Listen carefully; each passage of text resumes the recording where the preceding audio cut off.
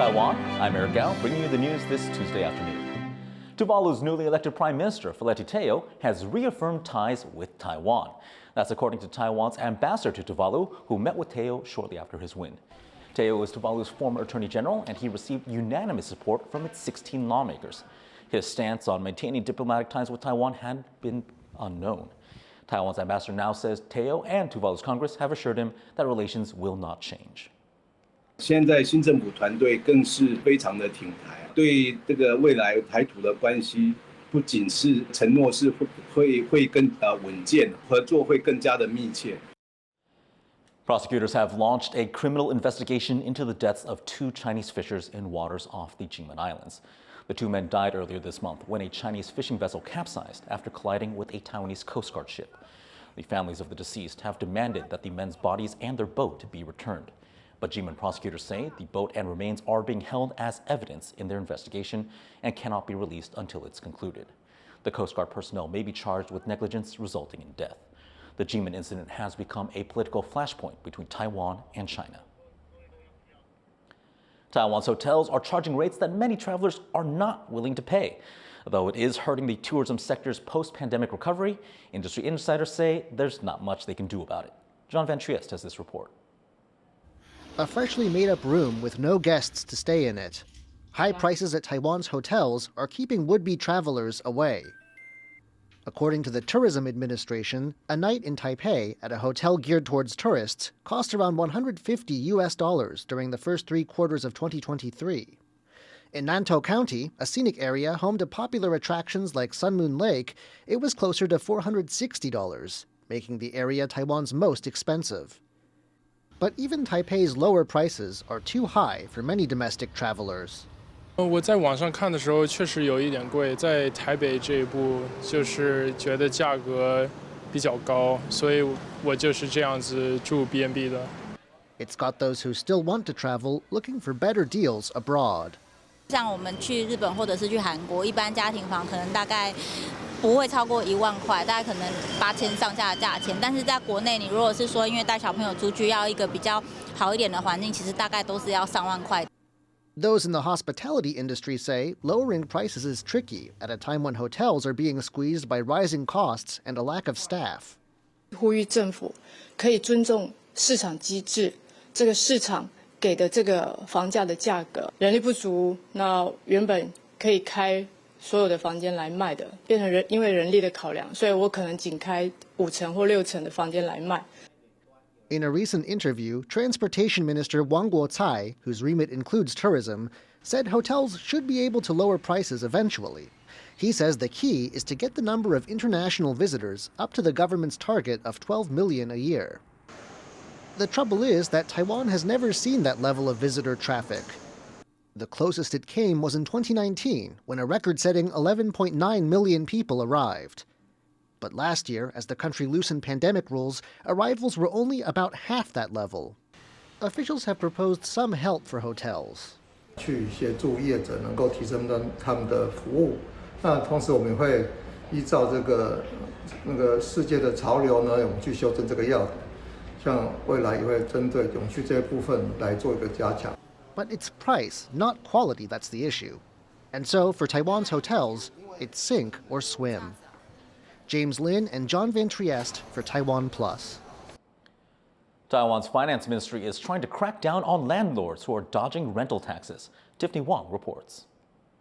There are an estimated 1 million rental properties in Taiwan, but few people are able to afford them. Part of this is due to how many landlords lease their properties without registering them as rentals, avoiding taxes and government regulations on rent. Aside from overcharging on the properties, a report from the finance ministry estimates that landlords have evaded taxes totaling nearly $9 million. 很多时候他们在缴交房租的方式是用现金在缴的，所以这个时候你的金流就更难掌握得到。 Now, the Tax Bureau says it will conduct inspections on suspected rentals in popular areas near metro stations and schools to try to find that missing revenue. Civil society organizations estimate that over 70% of landlords don't pay rental tax, often telling renters that if they did, that would raise the price of their rent. But renters say that landlords should take care of the tax costs themselves. 是有可能会转嫁，但是我们还是会看谁比较便宜就租哪边。对。那当然，如果想要把这些成本转嫁我们租客上面的话，那肯定是会牺牲掉一部分的租客吧。 As long as landlords continue to rent their properties under the table, the lack of government regulation will mean other problems will go unaddressed. 绝大部分是一个地下化状况下，你不可能每一个都去查的时候，那样背后那个结构性的问题还是没有办法解决。 But for those navigating Taiwan's housing market, these pitfalls are to be expected, and unless there are stricter checks on landlords, it will always be a struggle for renters to find a place to call home. Andy Xue and Tiffany Wong for TaiwanPlus. China has reasserted its claims to the South China Sea with a new barrier in disputed waters. 黄岩岛是中国固有领土。近来，菲律宾方面在黄岩岛海域采取一系列侵犯中国主权的行为，中方不得不采取必要措施，坚定维护自身领土主权和海洋权益。 Satellite images show the new floating barrier across the entrance of the Scarborough Shoal, an area hotly contested by China and the Philippines. Just last week, the Chinese Coast Guard claimed to have driven off an intruding Philippine vessel. Manila denies that claim and says the ship's actions were lawful. Cases of bird flu have been confirmed in Antarctica for the first time. Scientists detected the virus in dead seabirds near Argentina's Antarctic base and in penguins on nearby islands. The deadly strain is concerning for the continent's penguins, which flock together in huge colonies. The crowded colonies could accelerate the virus's spread. In Japan, people have been calling it the TSMC shock. The global chip-making giant's newly opened fab in the farm town of Kikuyo has sent ripple effects across Kumamoto Prefecture. Our reporter Joyce Dunn is on the ground to speak to those at the epicenter of this historic investment. In this Japanese farm town, a powerful new neighbor, global semiconductor giant TSMC. The company's multi-billion-dollar fab under local subsidiary JASM has become Japan's most advanced chip-making facility. It's a huge economic and technological boost for the 41,000 people here in Kikuyo and the entire Kumamoto Prefecture, home to 1.7 million people. But the mega investment has made some people nervous, like Maeda Kayoko. She runs the largest pig farm in Kumamoto, just minutes away from the TSMC site, and worries newcomers might not fit into the area. 家畜の鳴き声とか匂いとかですね、スメルね、新しく近隣にですね、引っ越してきた人がどう思うかは私たちは分からない。 Speaking exclusively to TaiwanPlus, Town Mayor Yoshimoto Takatoshi says setting common ground between farmers and chip makers is a priority. The town of Kikuyo is no stranger to semiconductors, already home to local tech giants Sony and Tokyo Electron. But TSMC's impact is a new level. Latest stats show Kumamoto's economic value is just over $40 billion. TSMC's JASM alone has added half that amount, and that includes its plan for a second fab. Mayor Yoshimoto says it's an unprecedented opportunity for his town, but one that comes with risks. 半導体というとものすごくやはり水を使うので、地下水を保全するっていうのは非常に大事だと思います。そのためにやはりしっかりと農地を確保して、JASMの皆さん方が安心して、地下水が供給できるような体制を取るためにはやはり農業というのは守らなければいけないと思いますし。 And water isn't the only concern. There's also the issue of land. Real estate firm Meiwa has been racing to find plots to build more housing. ただやっぱりJASMさんの要望の物件を探そうとするとどうしてもやっぱ新しく作るしか方法がないということで。 JASM wants employees to have new apartments made of concrete, not wood, like traditional Japanese homes, and have surveillance cameras for safety. Some units are being snatched up as they're built.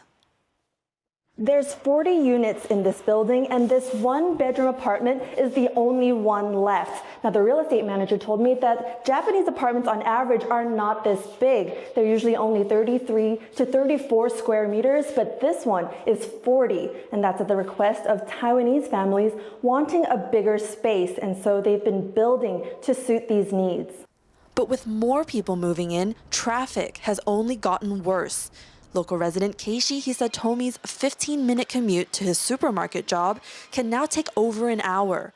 But stocking new Taiwanese goods on his shelves, he says the trade-off is worth it. うちとしてはその通勤の渋滞というよりも、お客様が増えたので、うちは喜ばしいことかなと思ってます。The town is transforming, and residents are finding ways to adapt. Some hadn't even heard of TSMC before, but seeing its influence, they're excited to promote their area, with the hope that Kikuyo's farm town charm won't be lost. Joseph Wu and Joyce Sun in Kumamoto, Japan, for TaiwanPlus. A new hydropower dam is under construction on Laos' Mekong River, part of a multi-stage plan for the country to create and export clean energy to Southeast Asia. But as Rosie Gleninger explains, locals and experts say it threatens the country's ancient riverside capital.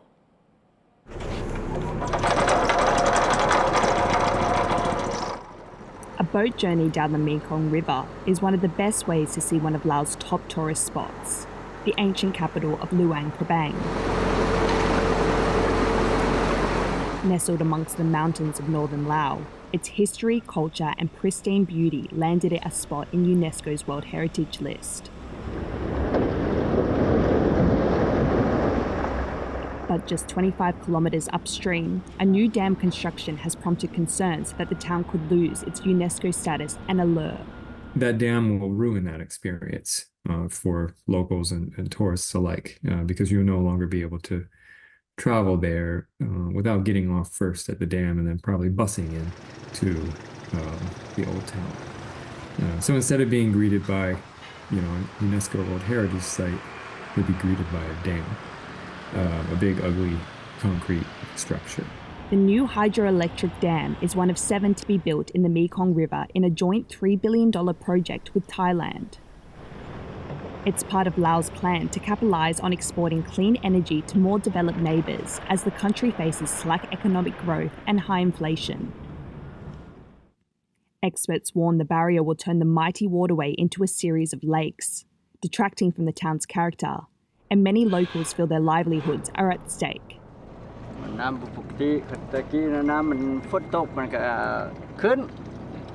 The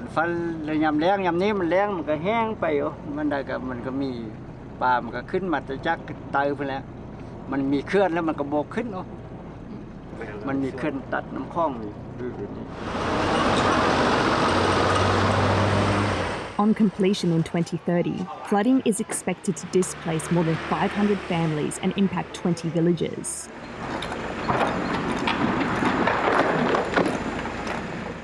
UNESCO has warned of the threat to Luang Prabang, but those involved say new infrastructure and conservation can go hand in hand. เรื่องการพัฒนานี่มันก็เห็นว่ามันจำเป็นแต่ว่าสิเฮ็ดได้เพื่อให้การพัฒนานี้ต้องได้เคารพระเบียบการอนุรักษ์ก็ต้องได้เคารพและการอนุรักษ์นี้ก็ต้องได้ยอมรับให้มีการพัฒนาแต่เห็นได้ต้องซ่องด้านนี้ก็ต้องได้ไปนำกันได้ From a glance, the town is operating as usual, but the impact of the dam's construction is slowly creeping in. The issue is set to be discussed by UNESCO in a July meeting in New Delhi. But for now, construction continues, leaving Luang Prabang with potentially irreversible damage. Dolphine Chen and Rosie Gleninger for TaiwanPlus. A Taiwanese esports athlete has won an international tournament, bagging a $1 million prize. Wang Yunhao, who plays under the name Uma, is the first Taiwanese winner of the Capcom Cup X event. He beat out Hong Kong competitor Chris Wong in 3 straight matches of Street Fighter VI. Uma thanked Taiwan's gaming community for his victory, joking that he knew he'd win as soon as he heard that the prize was $1 million. Thank you for tuning in to What's Up Taiwan. I'm Eric Gao, and we'll see you later.